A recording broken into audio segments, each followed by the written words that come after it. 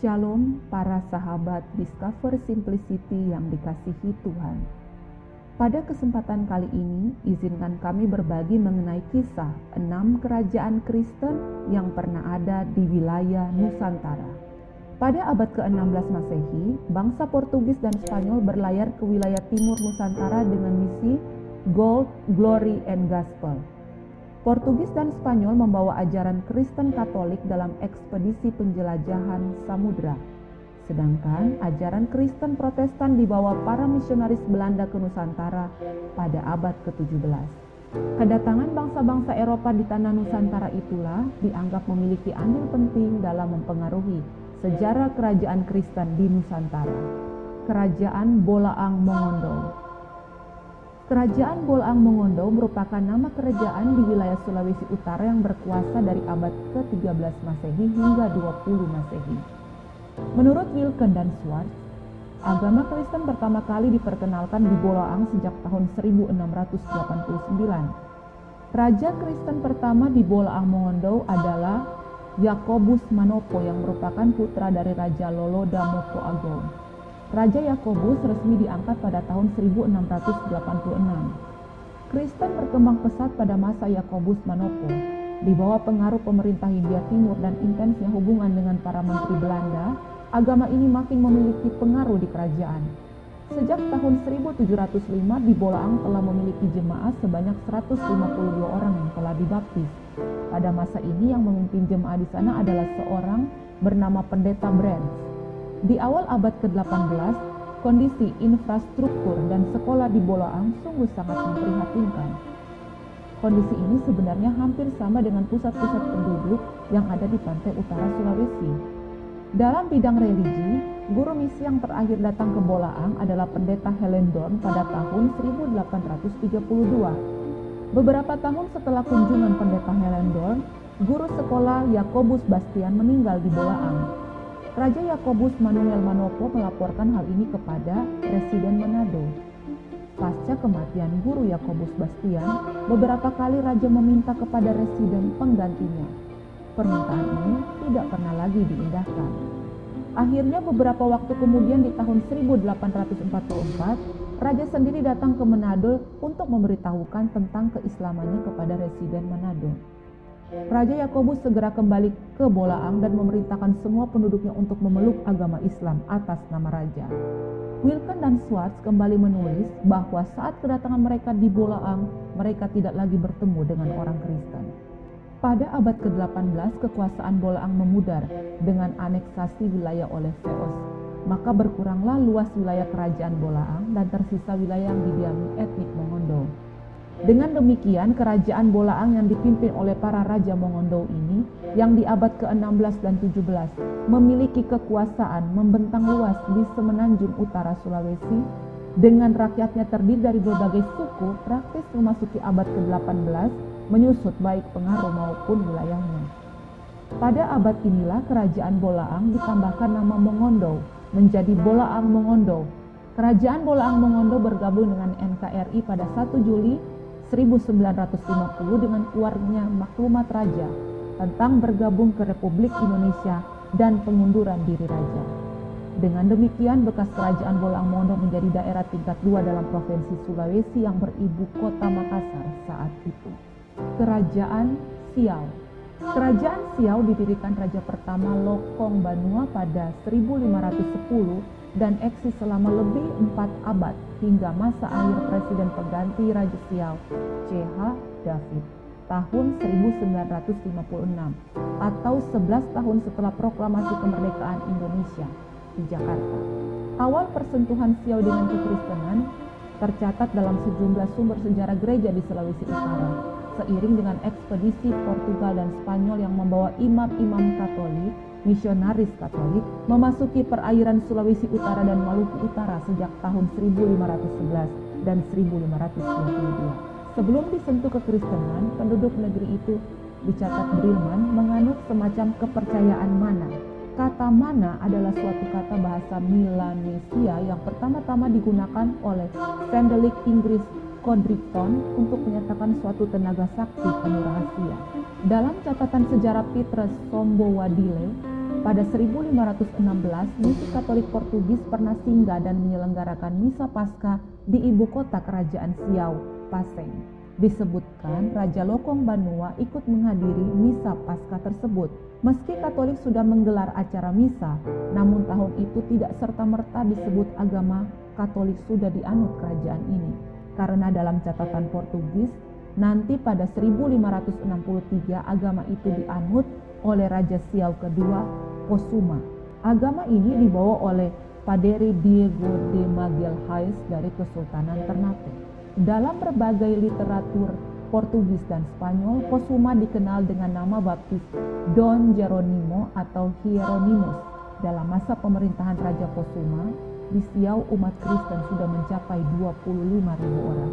Tercatat sebelum masa VOC Belanda, pada 1594 Raja Siau Winsulangi atau yang dikenal dengan nama baptis Don Jeronimo Winsulangi mengikat perjanjian kerjasama keamanan dan perlindungan dengan gubernur Spanyol untuk wilayah Asia di Manila. Pada 1677 Siau ditundukkan oleh Belanda dengan mempergunakan Sultan Ternate Kaichil Sibori sebagai pelaksana. Tercatat sejak 9 November 1677, kerajaan ini menjadi bagian dari wilayah yang tunduk pada kehendak VOC Belanda, sebagaimana perjanjian yang ditandatangani Raja Franciscus Xaverius Batahi. Di antara pasal penting yang ditandatangani adalah kerajaan Siau beralih agama ke Kristen Protestan Belanda. Raja Rara Menusa adalah Raja Siau pertama yang memeluk agama Kristen Protestan. Keunikan kerajaan Siau adalah negeri yang dibaptis, dan ini sebabnya Minggu menjadi hari yang istimewa di sana.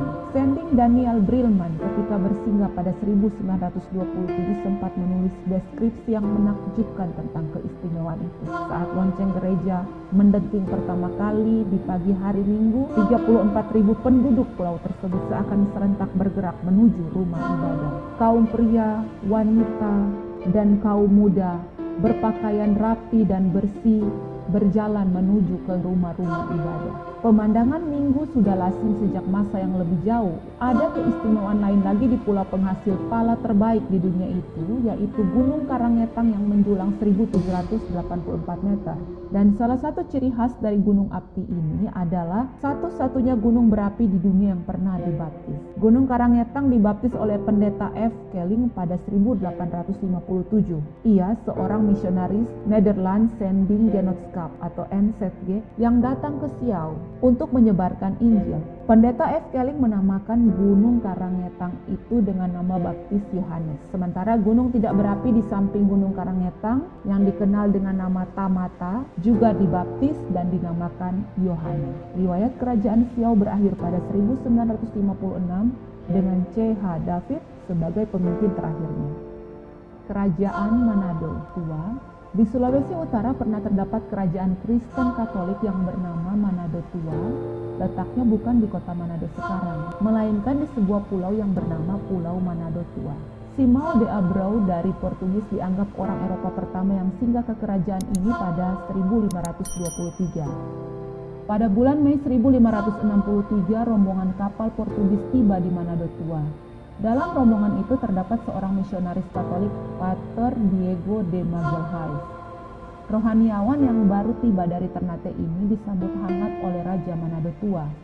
Pater Magalhães mempergunakan waktu 2 minggu mengajar mereka tentang pokok-pokok agama Katolik. Saat padri Portugis pembawa ajaran Katolik itu datang ke Manado Tua, kebetulan penguasa Siau Raja Posuma juga tengah berada di Manado Tua. Maka Raja Siau ikut dibaptis seperti juga Raja Manado Tua yang bernama Kinalang Dama Polii beserta 1.500 orang lainnya.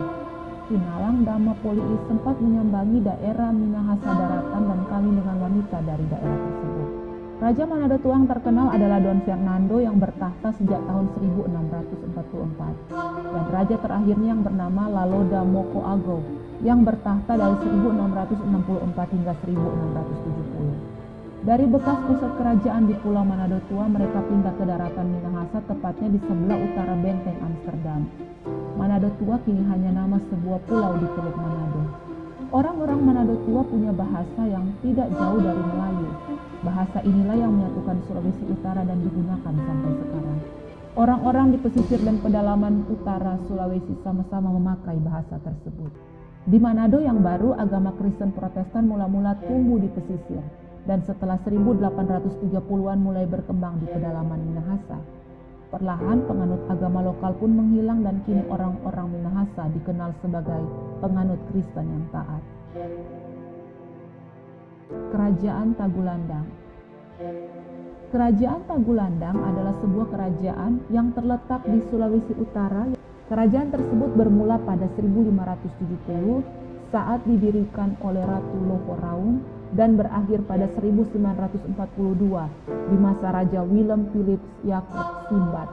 Di tahun 1606 ketika Raja Tagulandang yang dicatat Valentin dengan nama Roy Telet bersama putrinya meminta dan kemudian dibaptis Kristen Katolik oleh Pater Jesuit Antoni Pereira di Siau. Raja Tagulandang dan putrinya datang ke Siau untuk urusan pernikahan dengan Raja Siau. Kepada Pater Antoni Pereira, Raja Tagulandang menjanjikan bahwa semua rakyatnya akan menjadi Katolik asalkan padri tersebut datang ke pulaunya. Kristen telah berkembang di Tagulandang ketika Raja Tagulandang dan sejumlah penduduknya memeluk agama Kristen. Das Register Batavia 1664 mencatat Raja Tagulandang bersama istrinya telah dibaptis oleh predikan Ternate DS Sibelius, Petrus Sibelius, bersama 152 orang dewasa dan 31 anak-anak. Kerajaan Larantuka. Kerajaan Larantuka diperkirakan ada pada kisaran 1600 sampai 1904 Masehi di Pulau Flores. Sebelum tahun 1600, pedagang Portugis meninggalkan Solor dan menetap di Larantuka. Para pedagang terlibat dalam konflik dengan Dominikan di Solor karena mereka lebih tertarik dalam perdagangan daripada kristenisasi. Pada 1613, Solor diduduki Belanda dan Dominikan pindah ke Larantuka juga. Kemudian Larantuka menjadi stasiun internal untuk perdagangan kayu cendana dari timur dan menjadi pusat perdagangan Portugis di wilayah Indonesia bagian tenggara.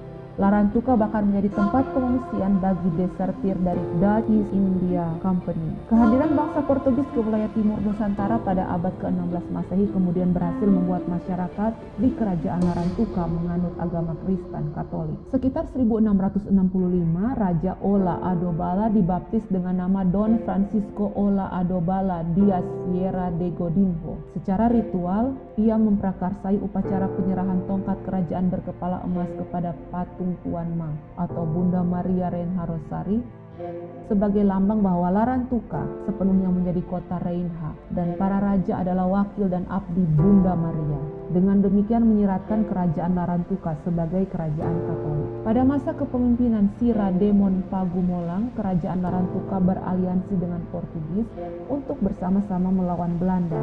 Belanda alias VOC yang datang belakangan ingin menguasai Larantuka juga, maka terjadilah perlawanan dengan pihak Larantuka dan Portugis yang berakhir pada abad ke-17.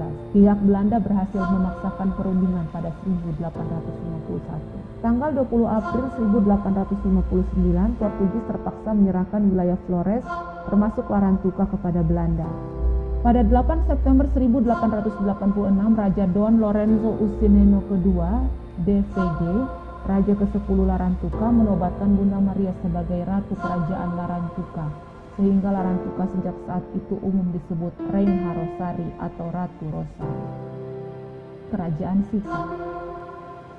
Kerajaan Sika adalah sebuah kerajaan yang terletak di Nusa Tenggara Timur. Kerajaan Sika berdiri hingga kepemimpinan Raja ke-16 dan beberapa perubahan pada 1875 karena peralihan kekuasaan dari Portugis ke Belanda. Pada abad ke-14, Raja Don Alexis Jimenez da Silva yang pada saat itu berkuasa penuh sebagai seorang raja di kerajaan Sika melakukan perjalanan ke Selat Malaka. Sesampainya di sana, beliau bertemu dengan seorang misionaris yang berasal dari Portugis. Beliau dibaptis dan diberi hadiah berupa senhor atau salib. Ketika kembalinya beliau ke tanah Sika, beliau membangun sebuah kapel kecil yang awalnya diperuntukkan sebagai tempat berdoa untuknya dan juga sebagai tempat penyimpanan hadiah dari misionaris Portugis tersebut. Sejak saat itu pula tanah Sika mulai sering dikunjungi oleh para misionaris dari Portugis. Pada 1617, Gereja Katolik menempatkan pastor pertamanya di Sika, membangun tradisi gereja tua Sika yang masih kita saksikan hingga kini. Dari Sika pula para misionaris menjelajah hingga Maumere, hingga stasi Maumere didirikan pada 1873.